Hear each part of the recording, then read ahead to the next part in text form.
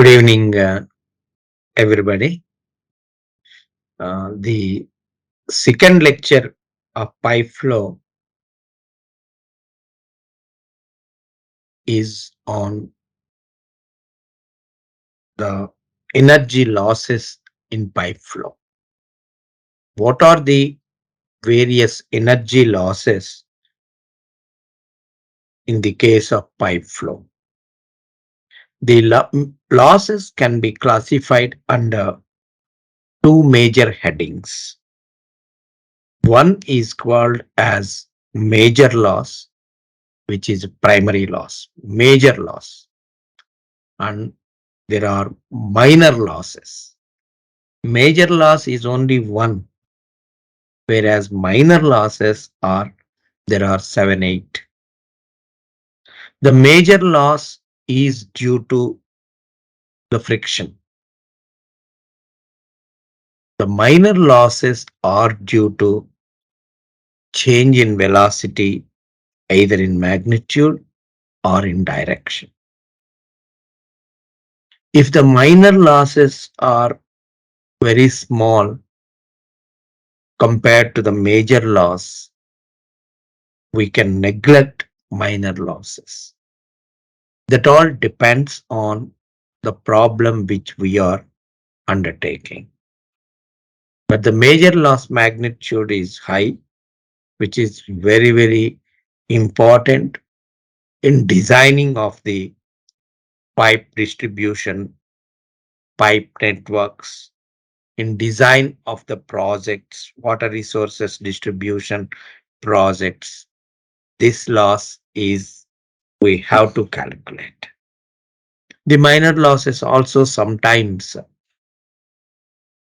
if we really do not take the certain precautions and there is abrupt changes in velocities in terms of magnitude or in terms of directions, then naturally the minor losses also become significant. So that we should remember. So in today's lecture, only we concentrate on classification of these energy losses and what are the magnitudes of these losses. To that extent, we will take up in this particular lecture. The focus in this lecture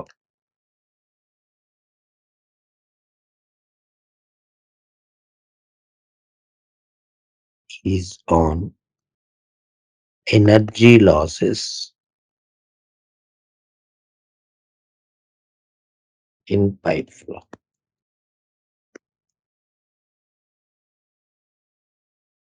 The energy losses can be classified as one is major loss, and this major loss is due to friction. This major loss is calculated using Darcy-Weisbach equation.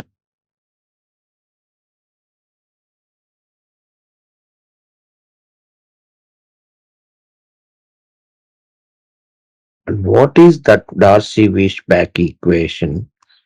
Head loss due to friction is equal to F L V square by 2GD. Here F is called as friction factor. L is equal to the length of pipe. V is equal to average velocity. Then D is equal to diameter of pipe. Again, this friction factor, on what factors it depends on. The friction factor value generally may be varying 0.01, 0.02, 0.03, 0.04, 0.05, right? Maximum it may go 0.009. This is the or 0.00. 8. This is the general, but generally, mostly it will be in this range. This is the range, right? This is the, but how we get this actually, this friction factor. For example, if the flow is laminar flow, F is equal to 64 by RE, where RE is the Reynolds number.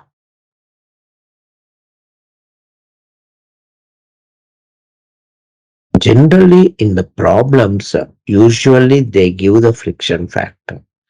If they don't give the friction factor, then you should first calculate the Reynolds number.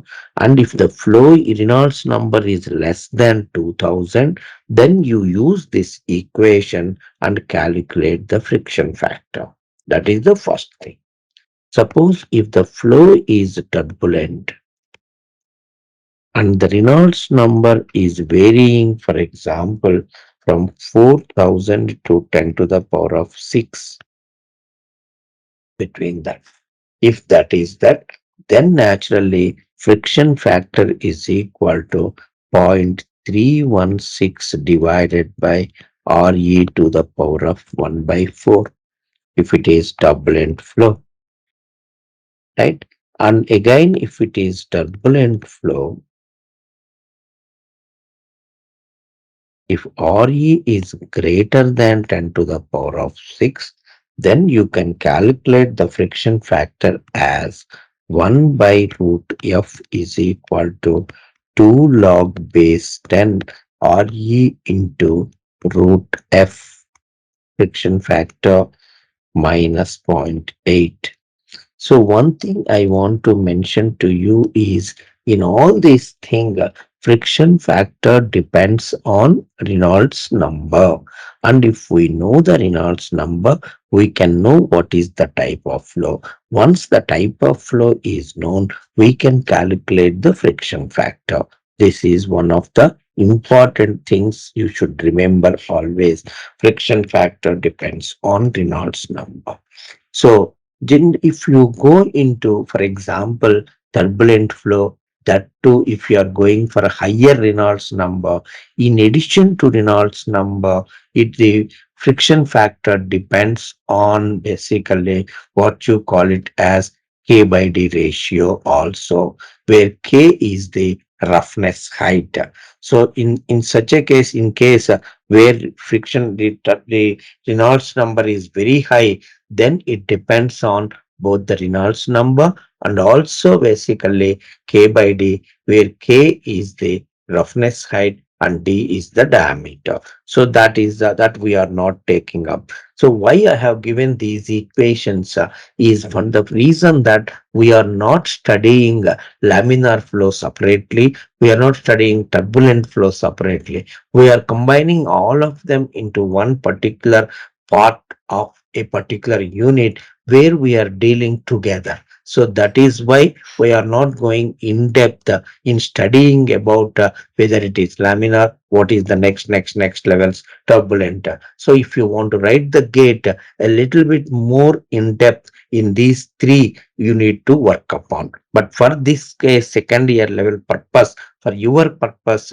now if you remember, though in case if they have not given the friction factor in the problems, and if they ask you to find out what is the friction loss, the head loss due to friction, then in such a case you need to first find the Reynolds number, then determine the friction factor, then substitute in the equation FLV squared by 2GD, and then get the answer for head loss due to friction.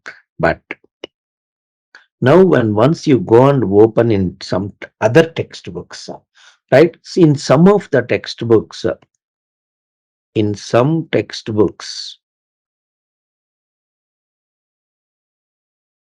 you find HF is equal to 4 FLV squared by 2GD. My only submission to you is don't get confused if you see such type of things, because even the examiner also sometimes he must have referred that book and he may keep that in mind and use this actually. Then in such a case, this F is called as coefficient of friction. Coefficient of friction. And actually, our F friction factor is equal to 4F. This is our basic thing. In previous equation, our original equation, FLV squared by 2GD, here F is the friction factor. This F is equal to 4F. But then if suppose I want to do the problems on that. Suppose in an exam, if you are seeing what is the value of that, for example, this suppose sometimes in the exam, if you observe it, the friction factor value they mention the friction factor value as for example they may write 0.003, 0.004, 0.005, right, 0.006, 0.007, like that the values. The moment you have seen these double zeros here, you also should understand naturally this is not friction factor values. These values are coefficient of friction. But they nobody will talk as coefficient of friction. They write as friction factor. Then immediately you should write friction factor is equal to 4F. Then you can calculate 4F is equal to how much? 4 into 0.003. So naturally it will be 0.12. So that's why previous F values, if you see 0.01, 0.02, 0.03, whereas here F values 0.003, 0.004, 0.00. So the moment you see the value, you also immediately you should understand this is not the friction factor value. The friction factor is equal to 4 times this, and immediately convert it and rest of the problem as it is. There is no change in that. That is the only change. And again, some of the textbooks you find laminar flow basically. For example, friction factor is equal to 16 by Re.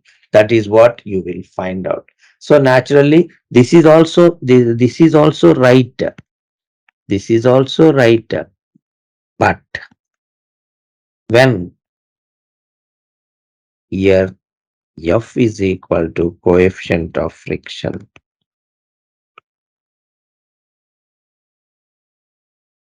and if you and friction factor is equal to 64F. 4F means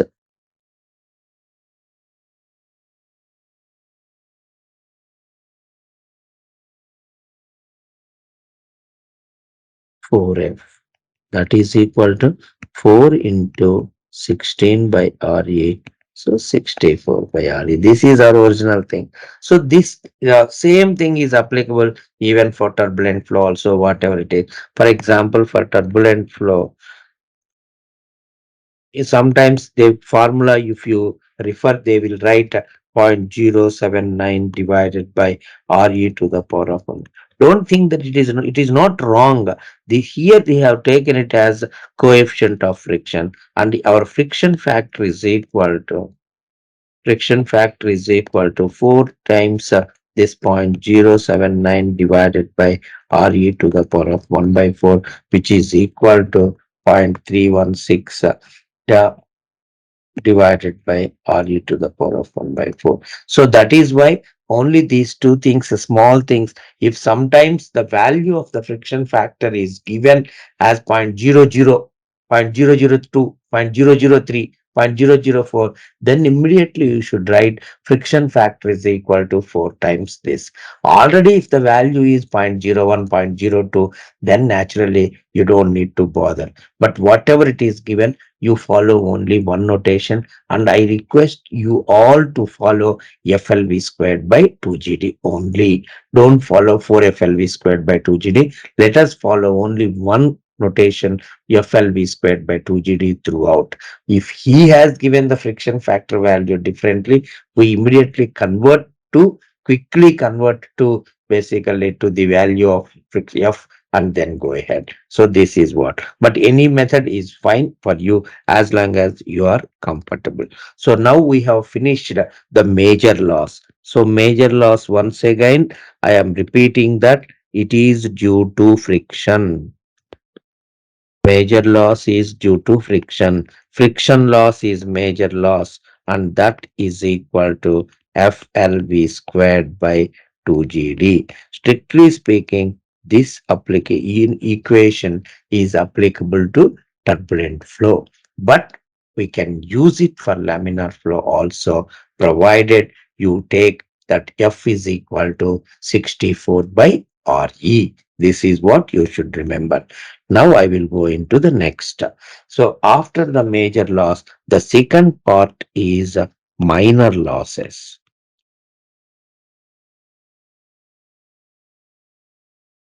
Again, I mentioned here what is the reason for this minor loss. I'm again repeating the minor losses are due to change in velocity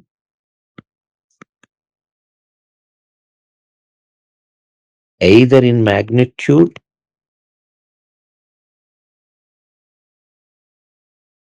or direction or both. This is the reason actually, right? Then even generally when minor losses can be neglected actually, if you take a pipe length is uniform, long length of pipe of uniform diameter, then naturally minor losses becomes insignificant. If you have more number of what we call it as the various points which I mentioned, then actually the minor losses becomes significant. What are the minor losses? One after the other, we will see. First, actually, loss of head, loss of head due to sudden expansion of pipe, sudden expansion of pipe. Right? That means if suppose we are having a pipe of diameter like this D1, right? And we have attached a pipe like this. So that means the pipe flow, if you take it, the flow here, from here to here, what is happening actually, if you take, I have taken two sections, one and two. Here to here, if you take it, what is happening? The flow is suddenly basically enlarging, suddenly expansioning. So naturally, if I draw the flow direction, actually, this is how the flow will be basically. This is how the flow takes place. So in such a case, there will be, because of the sudden change, naturally here the diameter is less. The diameter is less means area is less. When area is less, naturally the velocity V1 is more. Here the area is more, then naturally velocity is less because the discharge flowing through it is constant. You know that Q is equal to, if suppose you take it, the diameter is D1 for example, then area is A1. Here the diameter is D2, then area is A2. So naturally, if I write Q is equal to A1 V1 is equal to A2 V2, if you see it, the V1 is greater than V2. So that means there is a change in velocity. The velocity is reduced.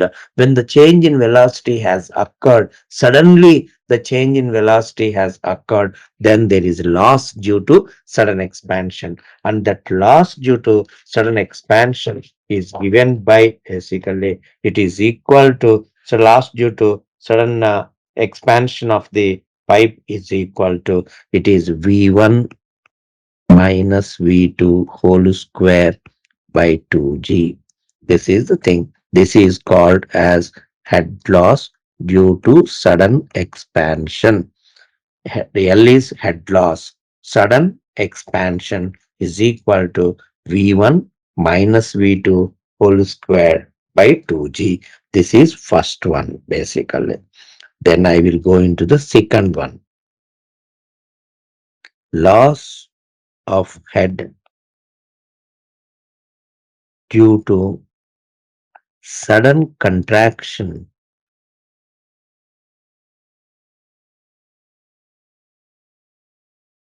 of pipe,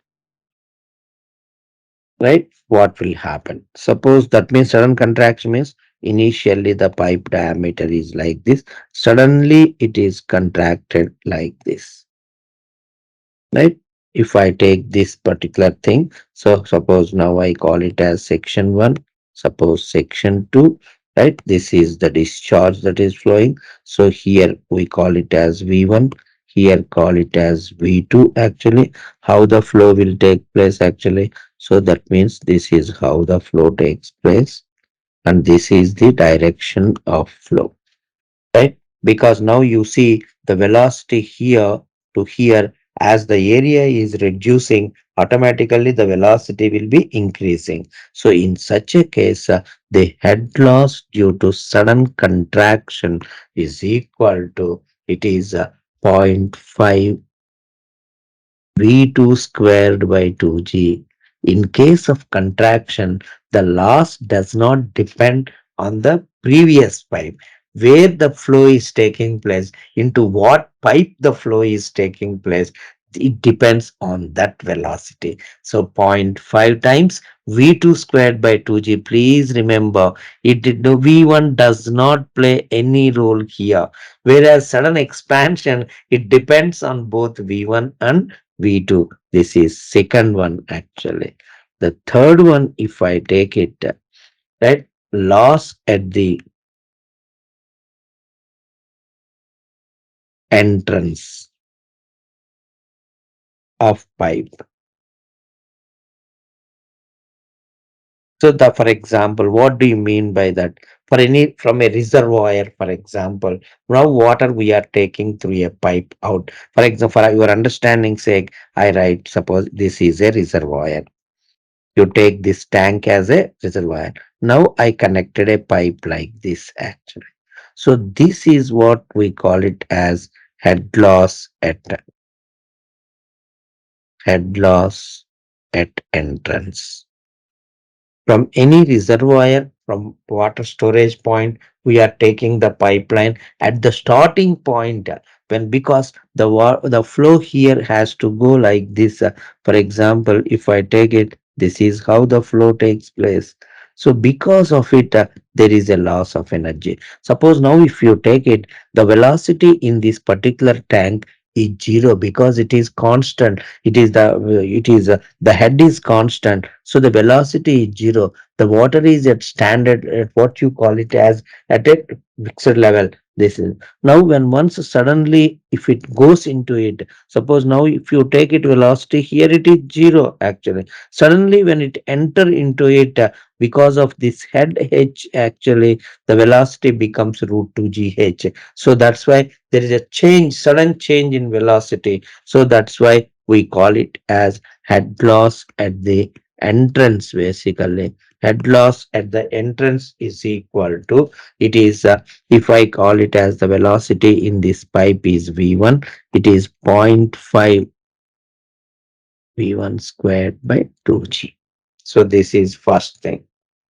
There is nothing like second pipe here, only one pipe from the tank. So this is the third one. Actually, the what is the fourth one actually? Most important ones only I am talking to you. Loss at the exit of the pipe.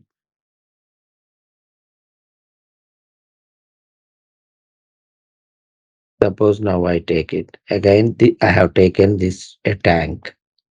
From a tank, now I have run the pipeline like this. Right? Here, if I take it. Right? Here it is head loss due to sudden, not sudden, sorry, head loss at the entrance. Now when the when water comes out of it actually, what will happen when it is flowing with a velocity v1, when once it comes here, the velocity, the moment the water comes out into the atmosphere, its velocity basically is completely destroyed. Whatever the velocity is there here, if suppose you take it, the velocity here, whatever it is there, if it is v1 or whatever it is v2, whatever velocity is there, that is being completely destroyed. So that is why it is called as head loss at exit actually. Head loss at exit is equal to the whole velocity head is destroyed. The whole velocity head is destroyed. I have, if I show you in a picture actually, for example, one after the other, we will take it. Now I draw the figure, you see it. For example, this is the tank which I am taking it up, and from here there is a pipeline actually which we have taken, right? And this pipeline is suddenly expanded, right? This is what we have taken, and after some distance, this pipeline suddenly contracted, and finally we open it into the atmosphere, right? Now this is the water level. So what the loss? First thing you should remember, when water flows in a pipe, first loss you should remember, major loss is major loss is primary. What is that major loss? Major loss is friction loss. Now, what are the minor losses in this particular case? Now, if you see it, this is the first one. What is that first one? Head loss at the entrance. Head loss at the entrance. What is that head loss at the entrance? It is equal to, suppose now, coming it here is V1, I will take it. It is equal to zero point 0.5 V1 square by 2G, right? Now from here, when once it enters into it, it goes to V2, right? It next. What is the second loss actually here? This is head loss due to sudden expansion. Sudden expansion. So what is it? It is here velocity. This is V1 minus V2 whole squared by 2G. Right? Now here in this also V2. Now here what will be? Here it will be V3 for example. Next, what is the third loss? Now if I take it here, what is happening? Head loss due to sudden contraction because pipe is contracted. Sudden contraction, which is equal to how much? zero point 0.5. It depends on the smaller pipe. When contracted, it depends 0.5 V3 squared by 2G. Then last what will happen after at the end actually, then naturally this is 4. What is that 4? Fourth one is head loss due to exit. Exit is equal to final what is the velocity there? V3 squared. So now what is the total minor losses if I take it in the above problem? What are the total minor losses is equal to number one is zero point 0.5 V1 squared by 2G. This is expansion plus V1 minus V2 whole squared by 2G. It is, sorry, this is entrance expansion plus actually zero point 0.5 V3 squared by 2G contraction plus V3 squared by 2G. This is exit. So this is entrance loss. This is expansion loss. This is contraction loss, and finally this is exit. So these are the primary minor losses which we see in most of the problems. This all these are all these four minor losses are in addition to the major loss, friction loss. So what are the total losses? The total loss is equal to major loss. plus minor loss. Major loss is FLV squared by 2GD. Minor losses are 4 I mentioned. Apart from this 4, what are the other things actually? The other things, other minor losses, other minor losses. Apart from the 4, this is fifth one we take it. The fifth one is equal to loss of head due to bend in the pipe. So that means if the flow is taking place like this, suddenly the flow term moves like this. If it is going like this, suddenly moving. So in such a case also, basically there will be loss of head. And what is that head loss? Basically due to bend is equal to, for example, k into v squared by 2g, where k is called as coefficient of bend, and this will be given in a problem. It depends on coefficient of bend, depends on angle of bend and dia of pipe. So this is also one more minor loss actually. And the other minor losses are loss due to various pipe fittings, loss due to various pipe fittings. You can ask me what are the pipe fittings. For example, there is one pipeline here and again pipeline here. Now I am connecting these two pipelines. So naturally for connecting these two, I will use it actually what we call it as a coupling. A coupling to connect two pipes basically. So this is one pipe fitting, or otherwise I have a pipe like this. I have another pipe like this. I want to make it like this. So naturally I connect it through, this is called as elbow. Elbow is nothing but 90 degrees bend. So this is one pipeline, this is another pipeline. So in such a case, whatever fitting, or sometimes, for example, on the pipe, basically, we'll have a wall. That is also possible. Then this is also one more thing. And apart from this, suppose now once coupling is there, and if you are keeping it in the entire pipeline, and if you want to now detach it, it is very difficult to detach here. So that's why unions are arranged. But what is the need of the unions actually? If you want to separate out the pipes, then we can use it. So please see in the laboratory what are the various pipe fittings generally we come across when you are doing what we call it as the building services, what the plumbing services of a building. Normally, what are the various pipe fittings that we come across? So in all these pipe fittings, naturally the head loss in all these pipe fittings is it is k into v squared by 2g, all the things basically, and each of these k depends on what is the nature of the fitting, what is the type of the fitting. This is sixth, and the last one is loss of head due to obstruction. Loss of head due to obstruction in pipe.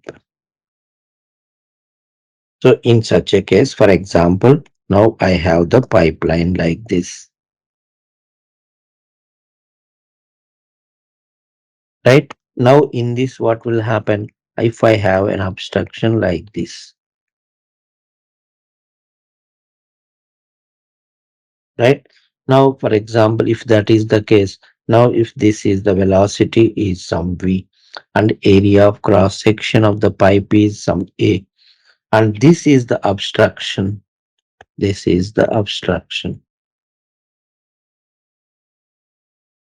Then in such a case, the head loss is equal to v squared by 2g into basically a by cc into a minus a minus 1 whole square, where A is the area of pipe, Cc is coefficient of contraction.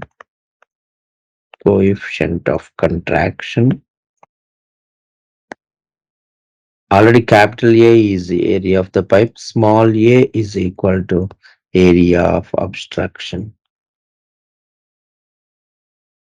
Right? Now, final conclusion of this particular entire topic is energy losses in pipes are the major loss. The second one is minor losses. Major loss is only one, this is friction loss. And this friction loss is calculated by HF is equal to FLV squared by 2GD. Whereas minor losses are due to wherever the change in magnitude of velocity or direction of velocity. Direction of velocity. So what are the various minor losses? Head loss at entrance. Then it is equal to zero point 0.5 V squared by 2G. Then head loss due to sudden expansion. It is equal to V1 minus V2 whole squared by 2G. Then head loss due to sudden contraction. It is zero point 0.5 V2 squared by 2G. Then basically head loss at exit. It is equal to zero point 0.5 V squared by 2G. Then,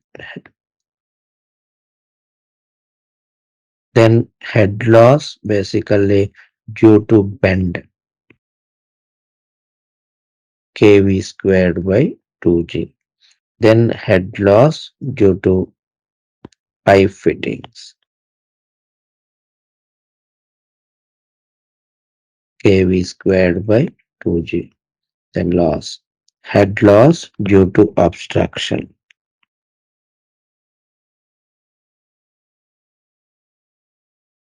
is equal to, it is V squared by 2G into A by Cc into A minus A minus 1 whole square. So these are all totally what, how many we have done? 1, 2, 3, 4, 5, 6, 7. Right? So what is the total loss? Total loss is equal to major loss plus minor losses. Right? This is the thing. So normally, if pipe length is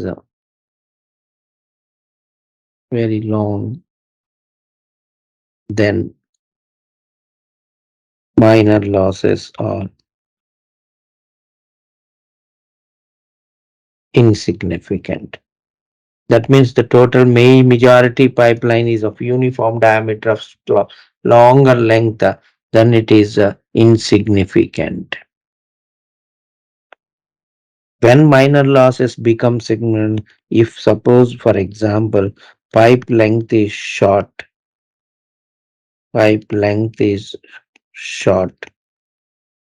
then minor losses also are very important.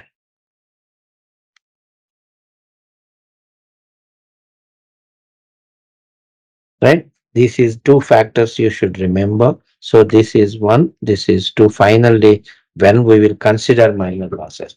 Generally, unless otherwise specified, we generally don't consider the minor losses in any problem. Unless they ask, you consider minor losses also, then only we consider. Otherwise, energy loss means we consider only friction loss and then calculate the energy loss. So this is the total losses, energy losses in the pipe flow. An excellent theory question. Explain the energy losses in pipe flow. That's what I have done. So with this, this lecture also we will stop this lecture at this stage and then go into the next part in the next lecture. So in this lecture, we have discussed on the energy losses in pipe flow, the major loss, minor losses.